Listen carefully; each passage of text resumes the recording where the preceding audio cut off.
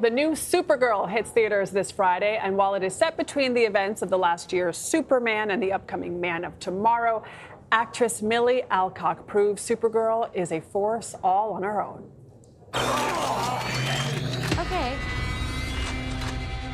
Okay, this does not look like this is gonna end well for you guys.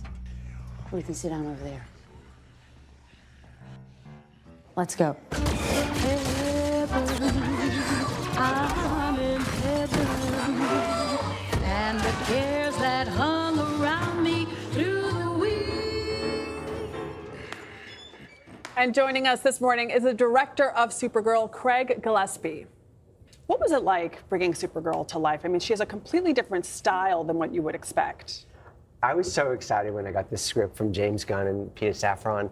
It was based on Tom King's graphic novel. And it's nothing like we've seen Supergirl before. It's a character that's complicated, she's messy, she's going through a lot of trauma, which makes her very different from Superman's journey. And she's got a lot of armor up, and to see somebody that's imperfect and is trying to figure out her own life and be her own version of who she thinks she is, and not be on this pedestal of what a hero is, but more human, ironically. Was really exciting to explore, and Millie absolutely killed it. She did. She absolutely killed it. She is, for me, Supergirl now, and that's not to take away from any of the past Supergirls who've interpreted this character.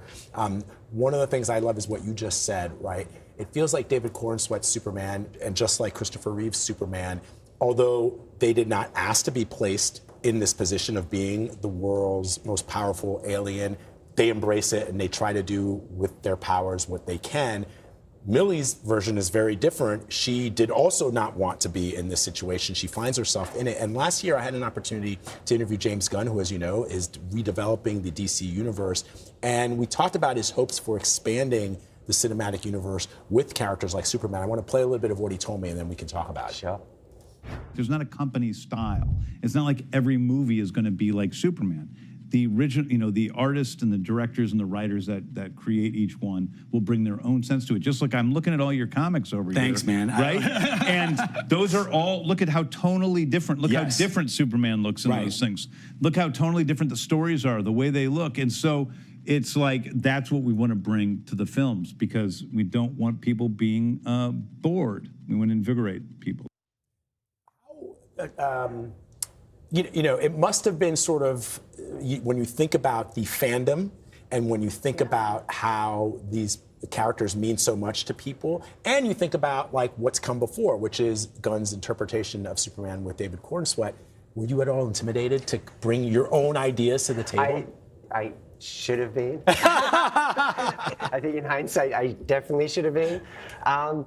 The amazing thing, what you just saw, that clip with James, that was my first meeting with him. When I came in, and I said to him, and I hadn't gotten the film at this point, I was pitching my version of it, and I said, how much do you want us to be in your universe? And he literally said, not at all. Wow. Oh, really? Yeah. Giving you this license to do what you which wanted. was both exhilarating and incredibly intimidating, because I'm like, hang on, where are the guardrails right now? He's like, I want this to be your graphic novel. Wow. So I came in and I presented 120 images of what I thought this world should be from the script that Anna Nagari had written, and just leaned into that. And I guess it worked because I'm here. Yeah. But it was an amazing thing. So I tried to always go with the script, with this amazing character that Anna had dived into and written, and this incredibly complex journey she goes on. And I love, like, you know, working with Millie. Often she'd be like, I feel like we're making an independent movie. It's like, the scenes are so, like, complicated and intimate. Yes. And we had these massive set pieces in the background and thousands of people. It's incredible. I want to talk about some of the other stars in the film. Yes. Jason Momoa plays Lobo, the anti-hero. And then what was it like working with Crypto? How did you guys manage that? Crypto. How much of Crypto is real? Hang on, is Crypto not real? Exactly. These are important questions. Yeah, Vlad thinks he's real.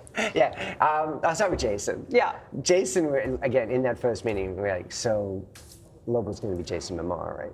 Because he'd been championing it for 15 for so years. long.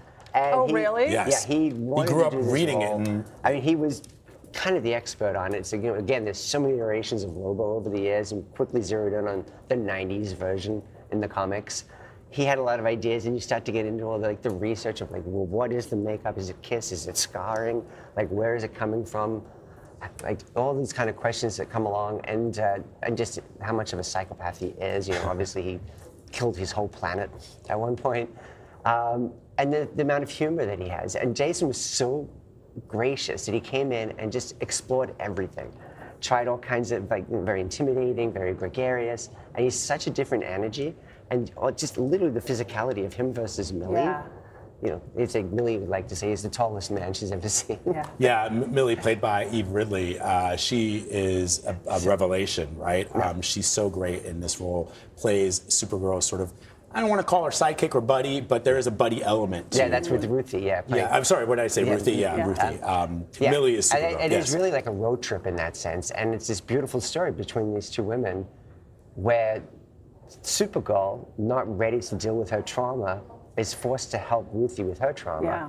And in doing so, inadvertently learns from that. Mm-hmm. And that's sort of this beautiful story that happens throughout. In terms of Crypto, is absolutely the lifeblood of the film. It's it's almost like a cheat in a way. How do you mess with somebody's? How did he take your notes? It would be a lot of me being like, I say, all right, Millie, so I'll get down on the floor, going around. He's down here, he's doing this, he's flapping this cord around.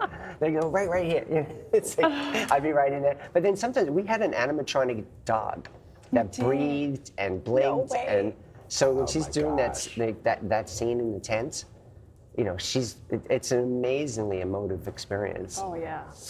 This movie's awesome.